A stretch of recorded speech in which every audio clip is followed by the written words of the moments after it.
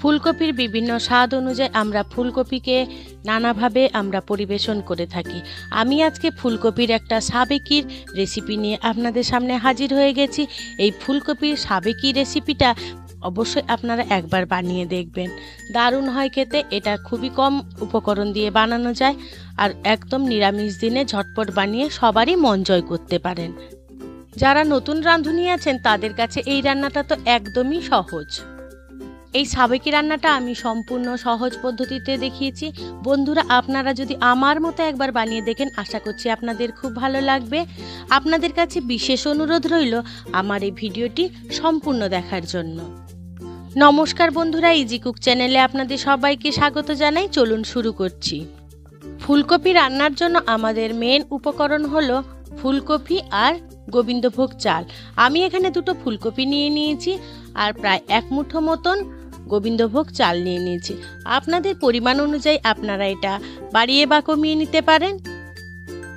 আর লাগবে আমার আলু এখানে আমি দুটো মিডিয়াম সাইজের নিয়ে নিয়েছি। আলুটাকে ভালো করে ছাড়িয়ে ছোট ছোট টুকরো করে কেটে নিয়েছি। দেখুন, ঠিক এই রকম সাইজ করে কেটে নিয়েছি। কেটে ভালো করে ধুয়ে পরিষ্কার করে নিয়েছি। আর ফুলকপিটাকে দেখুন এইভাবে আমি সাইজ করে নিয়েছি। এইভাবে ছোট ছোট টুকরো করে আমি আলু আর ফুলকপিকে কেটে ভালো করে ধুয়ে নিয়েছি। আলুটা সব সময় কাটার পরে একবার জলে ফেলে ধুয়ে নেবেন, নয়তো আলু কালো হয়ে যায়, মোটেও তরকারিতে দেখতে ভালো লাগে না। এটা নতুন রাঁধুনিদের কাছে একটা টিপস। আর আমি ওই চালটাকে ভালো করে ধুয়ে পরিষ্কার করে নিয়েছি। এবারে আমি রান্না শুরু করার জন্য গ্যাসের কাছে চলে এলাম। গ্যাসে কড়াই বসিয়ে দিলাম। কড়াইটা বেশ গরম হয়ে গেলে আমি তাতে রিফাইন্ড অয়েল দিয়ে দিলাম। এই রান্নাটা আমি এই সাদা তেলেই রান্না করব, আপনারা চাইলে এটা সর্ষে তেলেও করতে পারেন। এবারে কেটে রাখা আলুগুলো আমি দিয়ে দেবো। লো টু মিডিয়াম আঁচে আমি আলুগুলোকে আগে ভাজা করে নেব। এই রান্নায় আমাদের আলুটাকে প্রথমে ভাজা করে নিতে হবে। নাড়াচাড়া করে আমাদের আলুটাকে সুন্দর করে ভাজা করে নিতে হবে। আমি এখানে কিন্তু কোনো নুন ইউজ করিনি। আমার এই আলু ভাজতে সময় লেগেছিল 3 থেকে 4 মিনিটের মতো। আমি এটা চন্দ্রমুখী আলু নিয়েছি, তাই একটুতেই সেদ্ধ হয়ে যায়, তাই জন্য আমি এখানে লবণ ব্যবহার করিনি।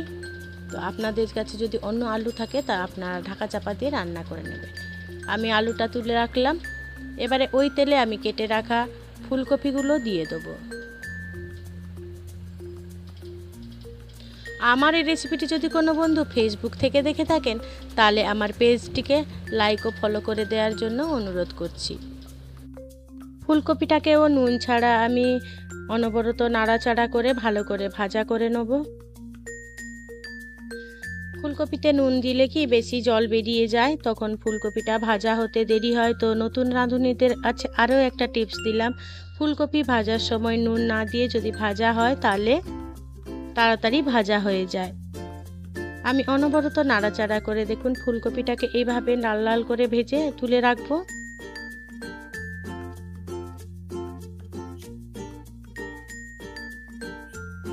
এবারে ফুলকপিটাকে সরিয়ে রাখলাম। কড়াতে আরও একটুখানি তেল দিয়ে আমি এবারে ফোড়নে দিয়ে দেবো 1/2 চামচ জিরে, হিং, 2টো এলাচ, দারচিনি আর লবঙ্গ। ফোড়ন থেকে একটা সুন্দর মিষ্টি গন্ধ বেরোলে আমি এখানে তেজপাতা দিয়ে দিলাম আর একটা টমেটো আমি স্লাইস করে কেটে রেখেছিলাম, টমেটোটা আমি দিয়ে দিলাম। আমি এখানে 1 চামচ আদা বাটা দিয়ে দিলাম। আদা বাটাটা দিয়ে আমি আদাটাকে একটু কষিয়ে নেব। যতক্ষণ না আদা থেকে কাঁচা গন্ধ যাচ্ছে ততক্ষণ আমাদের কষিয়ে নিতে হবে। এবারে আমি স্বাদ মতো নুন দিয়ে দিলাম, লঙ্কা গুঁড়ো দিয়ে দিলাম, হলুদ গুঁড়ো দিয়ে দিলাম পরিমাণ মতো। লঙ্কা গুঁড়ো আর হলুদ গুঁড়ো এই তেলের মধ্যে দিলে তরকারির কালারটা দারুণ আসে। এবারে সমস্ত উপকরণগুলোকে আমি লো টু মিডিয়াম আঁচে কষিয়ে নেব।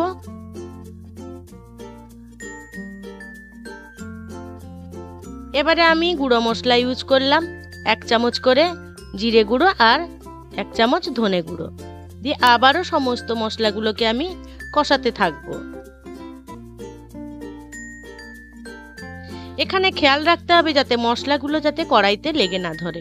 মশলাটা কষানো হয়ে গেছে, মশলার গা থেকে তেল ছেড়ে এসছে। এবারে আমি ধুয়ে রেখেছিলাম যে চালটা আমি দিয়ে দিলাম। চালটা দিয়ে আবার মশলার সাথে আমি কষিয়ে নেব।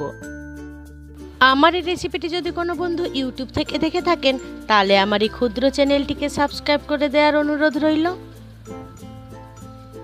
এবারে চালগুলোকেও সুন্দরভাবে কষিয়ে নিতে হবে যাতে চালের ভেতরে মশলাগুলো আমাদের ঢুকে যায়।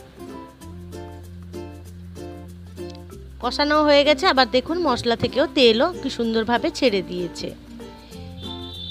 এবারে আমি ভেজে রেখেছিলাম যে আলু আর ফুলকপিটা, ওইটা আমি দিয়ে দেবো, দিয়ে আবারও কষাতে থাকবো। এবারে আমরা সমস্ত উপকরণগুলোকে সুন্দরভাবে কষিয়ে নেব।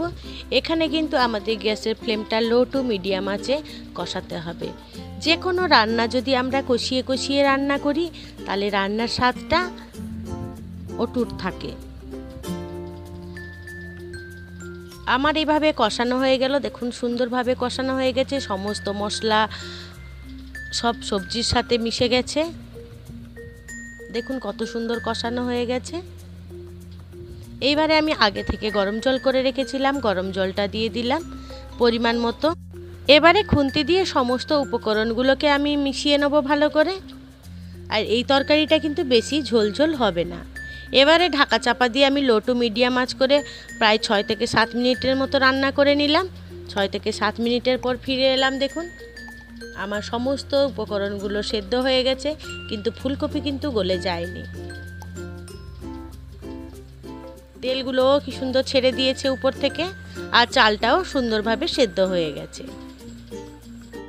যেহেতু এটা নিরামিষ তরকারি তাই তরকারি ব্যালেন্স রাখার জন্য আমি এখানে হাফ চামচ চিনি দেবো যাতে তরকারিটা খুব ভালো লাগে খেতে। 2টো কাঁচা লঙ্কা দিয়ে দিলাম, 1 চামচ ঘি দিয়ে দিলাম, আর উপর থেকে ছড়িয়ে দিলাম হাফ চামচের মতন গরম মশলা গুঁড়ো। এবারে সমস্ত উপকরণগুলোকে আবারও আমি খুন্তি দিয়ে ভালো করে মিশিয়ে নেব। আমার এই রেসিপিটি আজকে আপনাদের কেমন লাগলো বন্ধুরা সেটা কিন্তু আপনারা জানাতে ভুলবেন না। যদি ভালো লাগে থাকে ছোট্ট একটা লাইক করে দেবেন। আপনাদের এই ছোট্ট ছোট্ট লাইক আমাকে অনেক ইন্সপায়ার করে নিত্য নতুন রেসিপি বানানোর জন্য।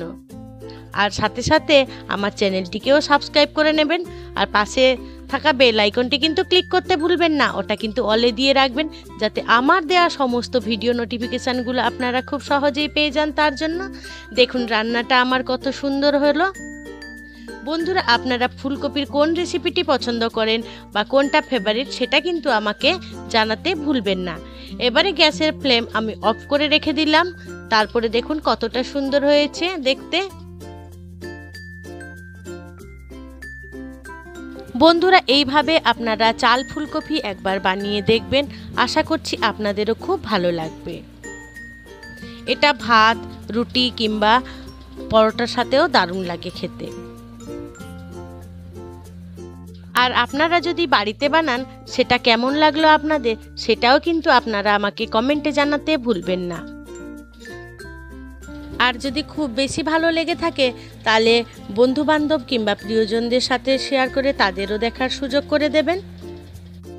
আপনাদেরকে অসংখ্য অসংখ্য ধন্যবাদ আপনাদের মহামূল্যবান সময় দিয়ে আমার এই ভিডিওটি সম্পূর্ণ দেখার জন্য। আপনারা ভালো থাকবেন, সুস্থ থাকবেন। দেখা হবে পরের কোনো নিত্য নতুন রেসিপিতে।